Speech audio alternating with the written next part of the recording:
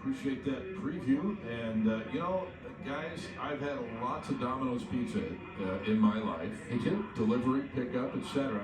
I do not ever remember even these being on the planet. JK, explain. Yeah, experimental program going back to the mid-1980s. 10 of these were built to actually do a trial to see if they could get an inexpensive, economical way to deliver pizzas. This was a program Tom Monahan, the Domino's Pizza founder, got involved with the folks at Tritan Ventures. And this is a nifty little, very efficient vehicle. Low drag, a little 440cc engine. This thing will do 90 miles an hour. You get tremendous fuel economy. Pizzas would fit in the back, right behind the driver. Love the way they look. A little footnote in Domino pizza history. Well, it's more important than that is the fact that Mecum has already promised whoever buys this will have their paperwork done in 30 minutes or less. I knew that was coming.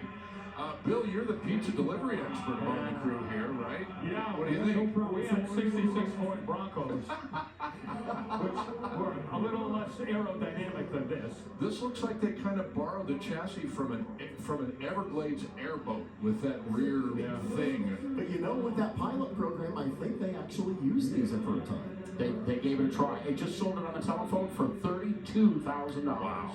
I'm just glad Steven didn't talk about the rear spoiler and all the downforce. Exactly.